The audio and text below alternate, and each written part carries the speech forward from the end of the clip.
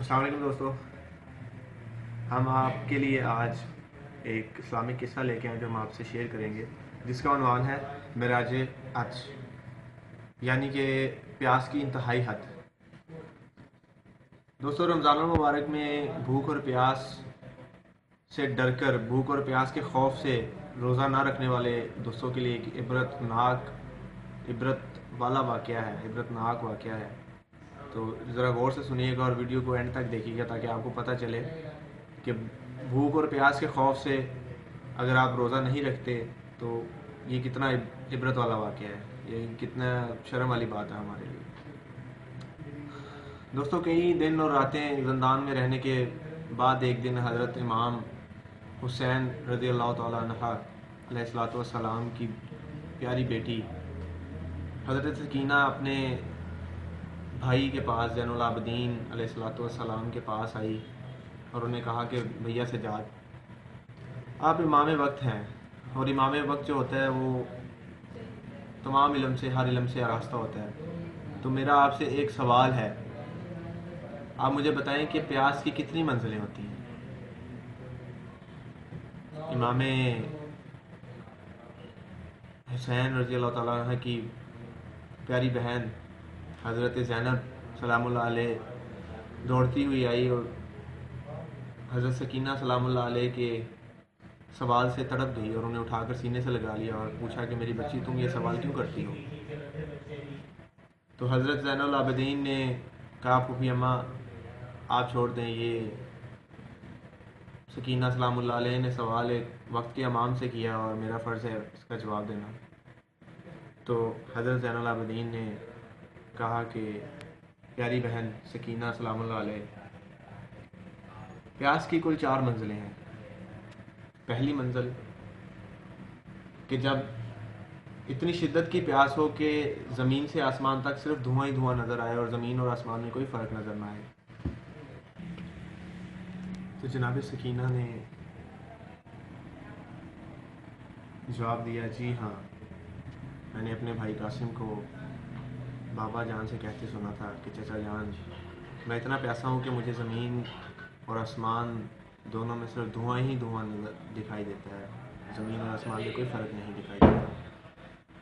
تو زین العابدین نے کہا کہ پیاس کی دوسری منزل یہ ہے کہ جب انسان اتنا شدید پیاسا ہو کہ اس کی زبان سوکھ کر اس کے تالو سے چمک جائے۔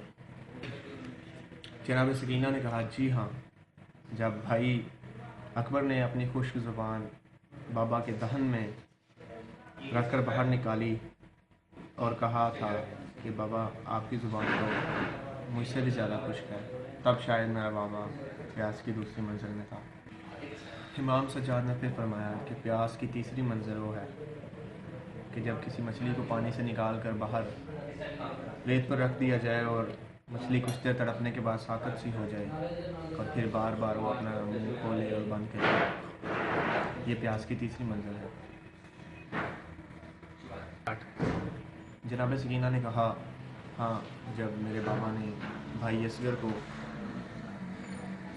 کربلا کی تپتی ریت پر لٹا دیا تھا، تب میرا بھائی کچھ دیر تڑپنے کے بعد ساکت سا ہو گیا اور وہ اسی طرح اپنا منہ کبھی بند کرتا کبھی کھولتا، تب شاید میرا بھائی پیاس کی تیسری منزل میں تھا۔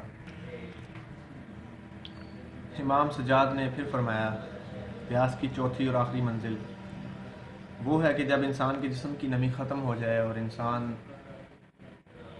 کا جسم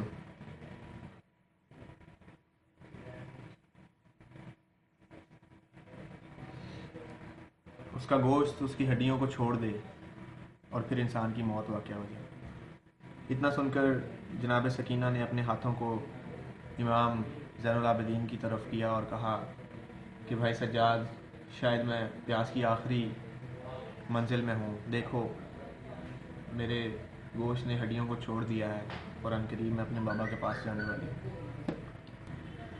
سکینہ سلام اللہ علیہ کے یہ الفاظ سن کر قید خانے میں ایک حرام بپا ہو گیا۔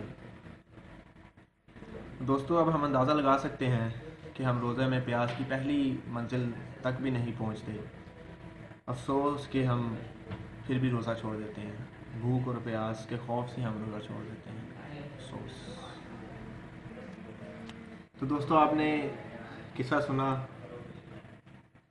میری آپ سے ریکویسٹ ہے کہ ہمیں بھوک اور پیاس کے خوف سے کم روزوں کو ترک نہیں کرنا چاہیے، کیونکہ اللہ جب بخشنے پہ آتا ہے تو وہ تحفے میں رمضان دیتا ہے ہمیں۔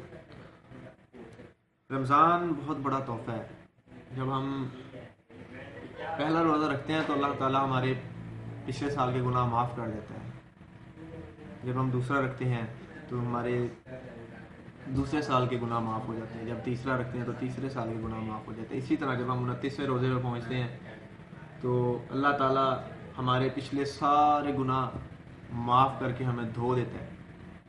جیسے ہم کوئی کپڑا، میلا کپڑا لے کے جیسے ہم اسے سرف میں ڈال کے اچھی طرح اسے دھو کے صاف کر دیتے ہیں، اسی طرح اللہ تعالیٰ ہمیں دھو دیتا ہے، ہمارے سارے گناہ اللہ تعالیٰ صاف کر دیتا ہے، ہمیں پھر سے معصوم کر دیتا ہے اللہ تعالیٰ۔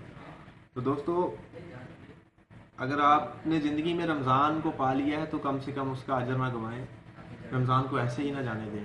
یہ بہت اجر اور برکت والا مہینہ ہے، اس میں ہمارے زندگی کے تمام گناہ ہم اللہ تعالیٰ سے بخشوا سکتے ہیں۔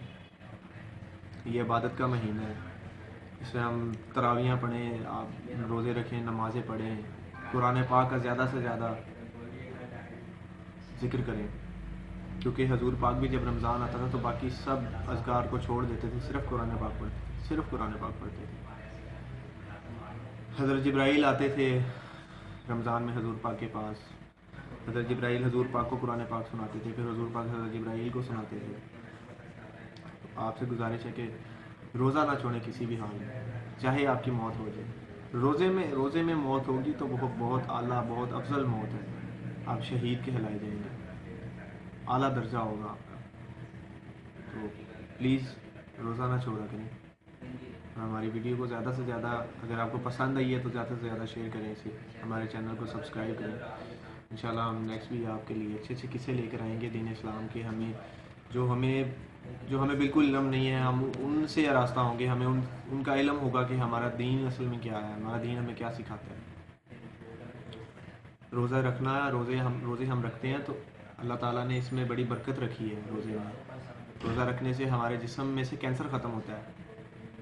جب ہم بھوکے ہوتے ہیں 8 سے 10 گھنٹے اگر ہم بھوکے رہیں تو جو ہماری بھوک ہے وہ ہمارے جو اندر کینسر کے جراثیم ہوتے ہیں انہیں کھا جاتی ہے۔